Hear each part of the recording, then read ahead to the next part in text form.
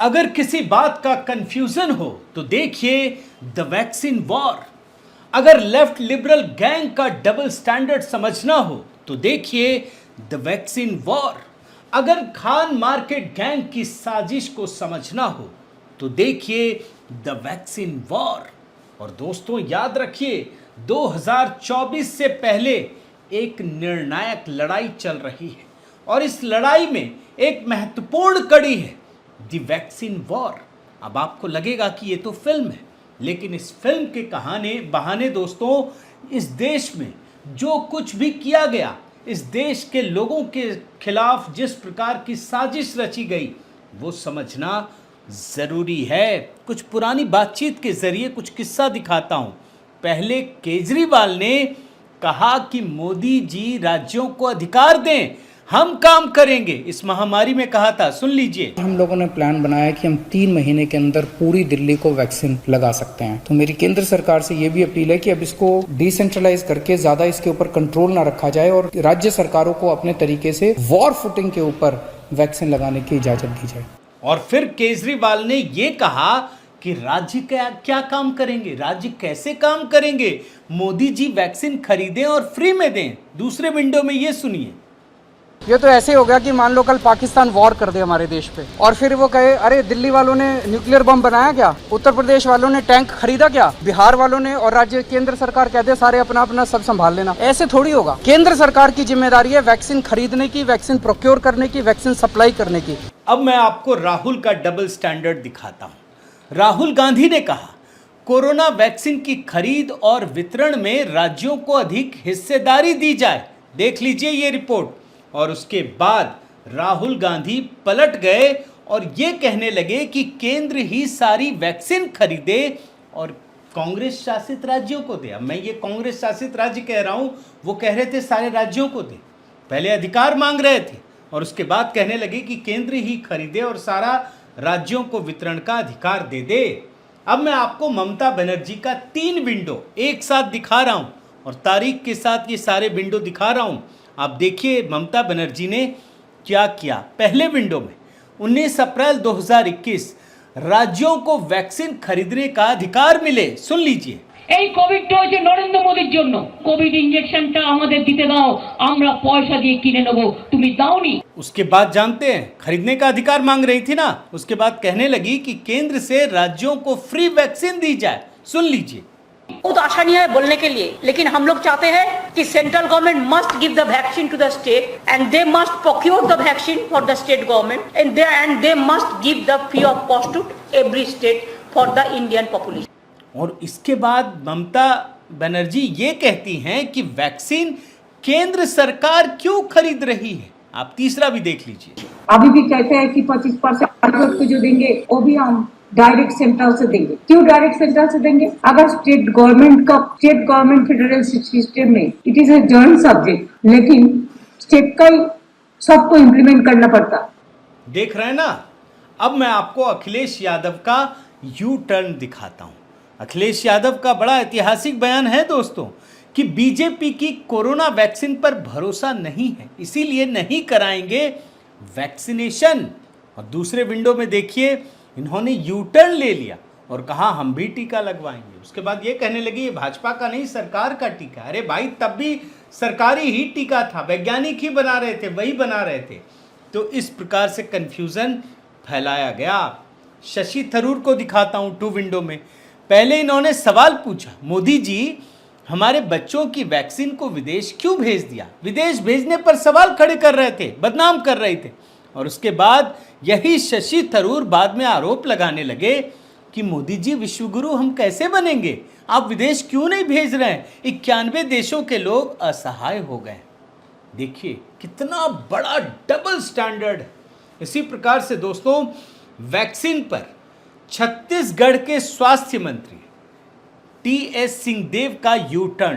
पहले वैक्सीन पर भरोसा नहीं था, इनको भरोसा ही नहीं था, खुलकर बोल रहे थे। जिस वैक्सीन का अभी फेज 3 ट्रायल पूरा नहीं हुआ है और जिस वैक्सीन को भेजा गया है उसके साथ एक प्रोफॉर्मा भी भेजा गया है। जो कोवैक्सीन लगाएंगे फेज 1 फेज 2 में सफल परीक्षण के बाद फेज 3 का परीक्षण अभी भी चल रहा है। और बतौर एक्सपेरिमेंट के या बतौर प्रयोग के छत्तीसगढ़ के लोगों को वो वैक्सीन उपलब्ध कराना मुझे लगता है कि नैतिक रूप से उचित नहीं है। और बाद में 75 लाख कोवैक्सीन का ऑर्डर दिया गया। अब मैं आपको एक और चीज़ दिखाता हूँ, ये जानना बहुत ज़रूरी है दोस्तों। लग रहा होगा पुराना है, लेकिन ये पुरानी चीज़ें हम लोगों की स्मृतियों से बहुत जल्दी गायब हो जाती है और इसीलिए हमें पता नहीं चलता कि मोदी होने का मतलब क्या है। इसीलिए आप देखिए कांग्रेस के सवाल, 3 सवाल। पहले सवाल बोलते थे, पहले ये सवाल पूछते थे दोस्तों कि मोदी जी इंडिया का नंबर कब आएगा, कब हमें वैक्सीन लगेगा, ये सवाल पूछा जाता था। आप देख लीजिए, मैं राहुल गांधी का ट्वीट दिखा रहा हूं और उसके बाद ये कहने लगे, कंफ्यूजन फैलाने के लिए, लोगों में भ्रम पैदा करने के लिए कि ये टीका जो भारत ने वैक्सीन बनाई है ये सुरक्षित नहीं है। ये बयान सुनिए मनीष तिवारी का। बुनियादी सवाल ये उत्पन्न होता है कि अगर ये टीका इतना ही सुरक्षित है, इतना ही कामदेह है, तो अभी तक इस सरकार का कोई जिम्मेदार मंत्री सामने क्यों नहीं आया कि सबसे पहले मुझे टीका लगाओ, जिससे कि लोगों में संदेश जाए कि ये टीका बिल्कुल पूरी तरह से सुरक्षित है। और इसके बाद जानते हैं, अलग तरीके से अफवाह फैलाने लगे, ये कहने लगे कि हमें मुफ्त वैक्सीन कब मिलेगा, कैसे मिलेगा। अब सिर्फ सीक्वेंस आपको दिखा रहा हूँ कि पहले पूछा कब मिलेगा, फिर दूसरी में कहा कि ये सही नहीं है और तीसरे में फिर मांग रहे हैं कि भैया हमको कब मिलेगा। देख लीजिए, कोरोना का मुफ्त वैक्सीन यानी निशुल्क वैक्सीन किसे मिलेगा, कैसे मिलेगा और कहां मिलेगा। लेकिन अब जब दोस्तों वैक्सीन वॉर फिल्म रिलीज हो चुकी है तो लेफ्ट लिबरल गैंग सकते में है, पूरा इकोसिस्टम सकते में है। एक एक चेहरे को पहचान लीजिए, एक एक ट्वीट देख लीजिए। विनोद कापड़ी, रोहिणी सिंह, स्वाति चतुर्वेदी, चेतन भगत, बरखा दत्त, सबके ट्वीट देखिए, आपको सबको समझ में आएगा इन लोगों ने क्या क्या लिखा है, किस तरीके से लिखा है, ये आप समझने की कोशिश कीजिए। लेकिन अब सब कुछ खत्म होने वाला है। आईने में जो धूल जमी है ना, उसका हटना तय है। वो सारी चीज़ें अब साफ साफ नज़र आ रही हैं क्योंकि फिल्म रिलीज हो चुकी है। और इसीलिए लेफ्ट लिबरल गैंग ने फिर वही साजिश रचनी शुरू कर दी है जो कश्मीर फाइल्स के साथ की थी।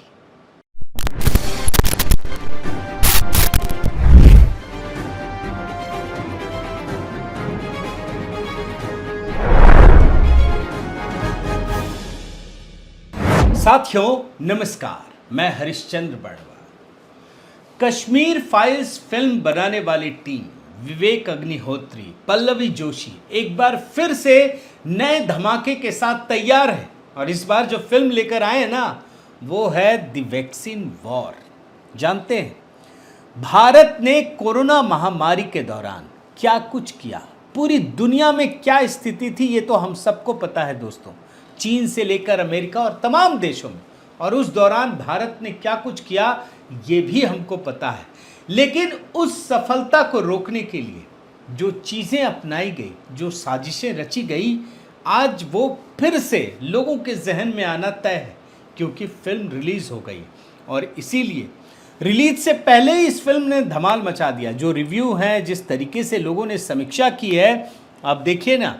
तरन आदर्श पावरफुल 4 स्टार 4 स्टार दिया है। अब लोग समझने लगे हैं कि अब अगर कश्मीर फाइल्स की तरह करेंगे ना तो चलेगा नहीं।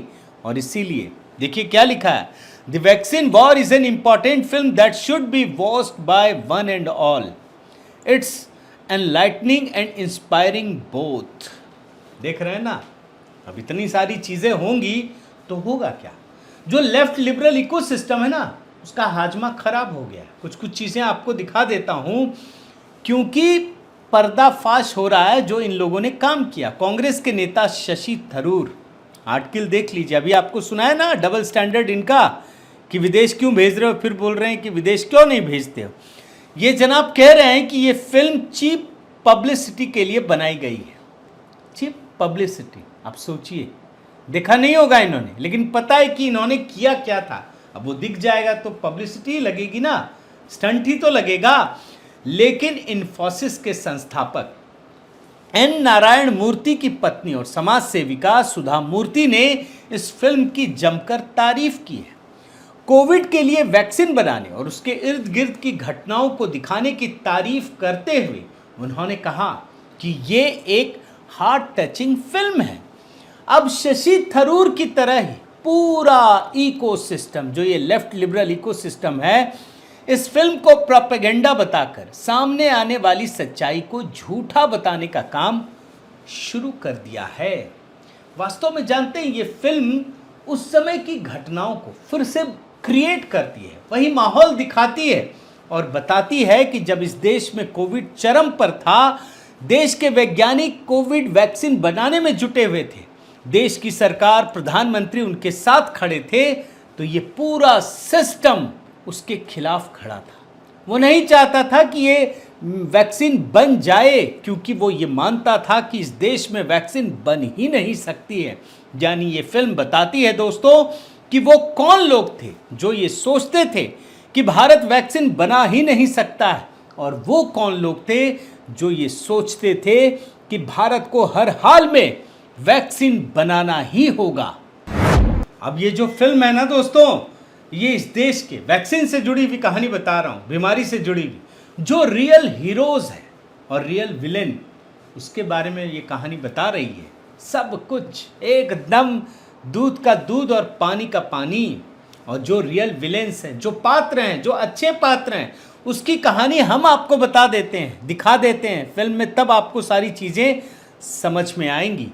जब देश में कोविड महामारी ने दस्तक दी, तो प्रधानमंत्री मोदी पहले ऐसे व्यक्ति थे जिन्होंने सोचा था कि इस देश में वैक्सीन बननी ही चाहिए, ये देश कर सकता है, भले आज तक न किया हो, लेकिन इसका निर्माण भारत में हो सकता है। और इसीलिए प्रधानमंत्री मोदी ने कोविड महामारी के कुछ ही महीनों के अंदर नवंबर 2020 में, बड़े ध्यान से सुनिए, अहमदाबाद, पुणे और हैदराबाद में वैक्सीन उत्पादन करने वाली जितनी फैक्ट्रियां थी, वहां का दौरा किया, वहां जाकर देखा, वैज्ञानिकों को प्रोत्साहित किया।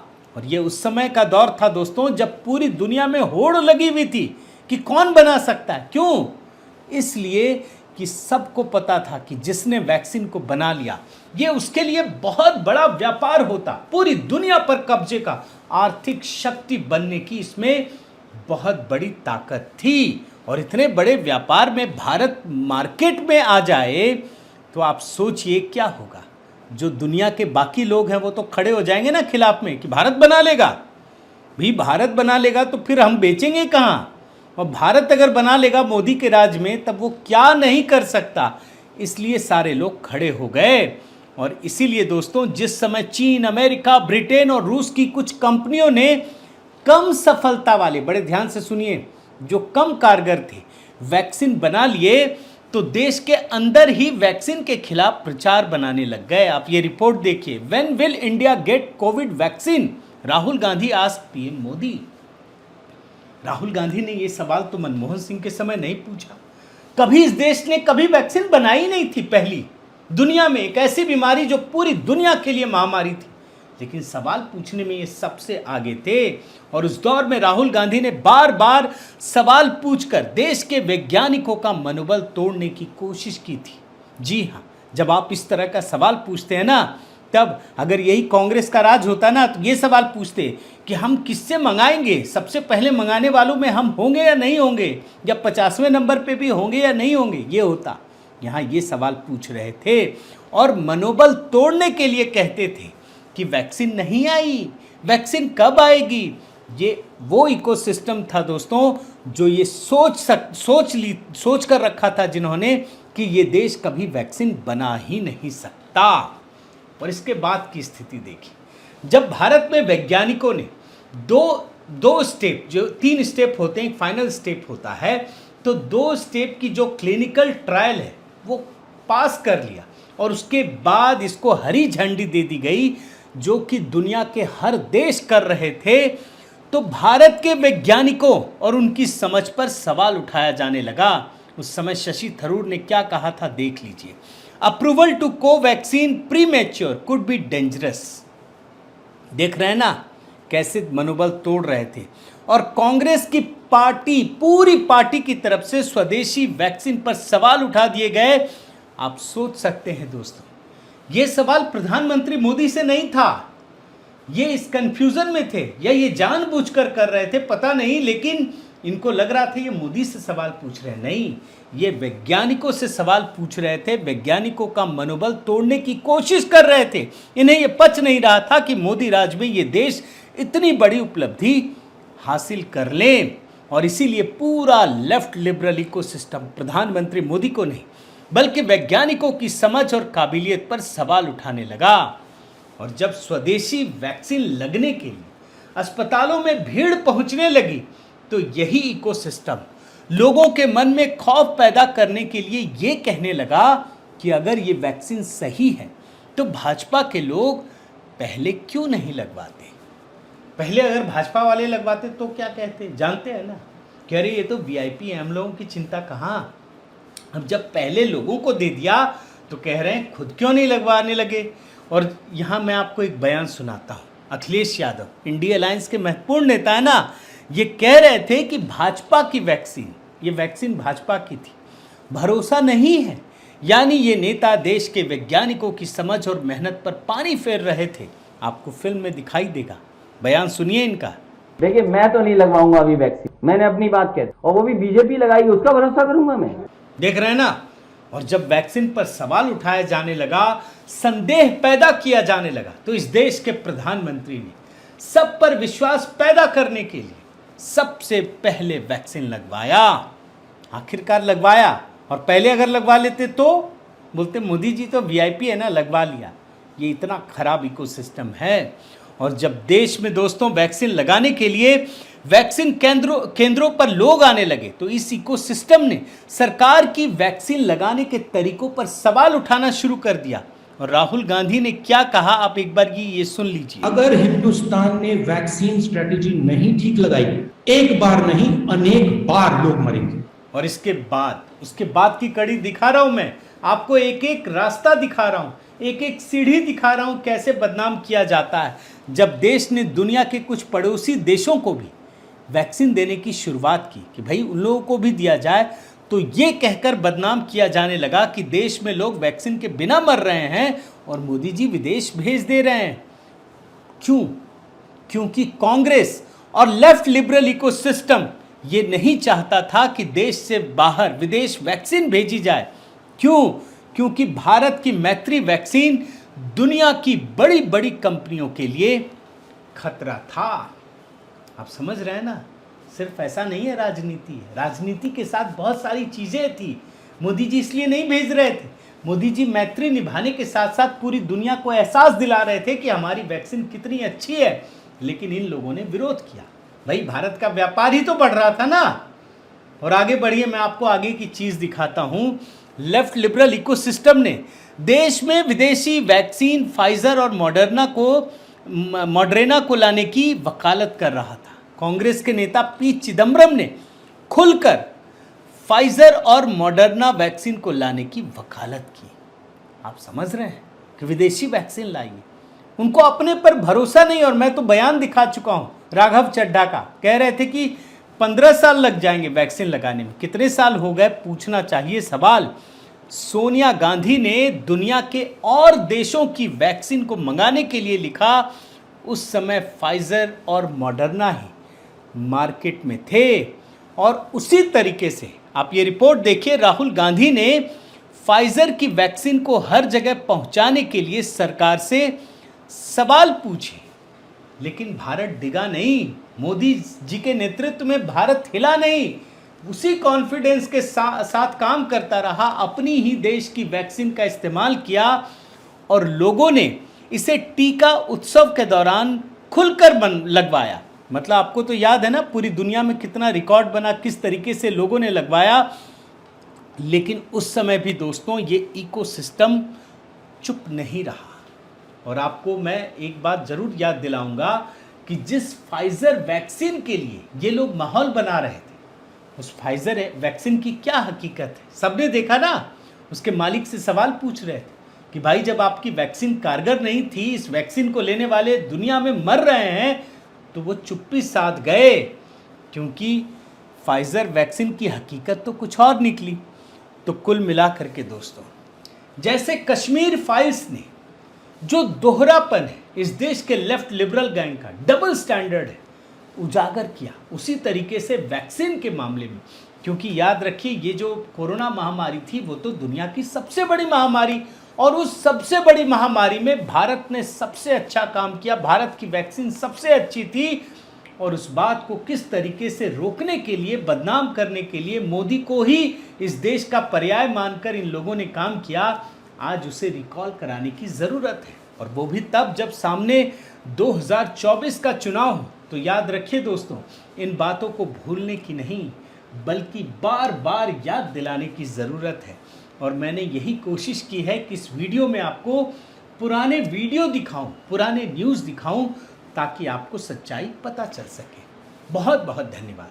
आपसे निवेदन है साथियों कि आप मेरे इस चैनल को ज़रूर सब्सक्राइब कीजिए, लाइक कीजिए, शेयर कीजिए, कमेंट कीजिए और इस बेल आइकन को प्रेस करना मत भूलिएगा। साथ ही हरीश बर्णवाल व्हाट्सएप चैनल को भी दोस्तों फॉलो ज़रूर कीजिएगा। बहुत बहुत धन्यवाद। नमस्कार।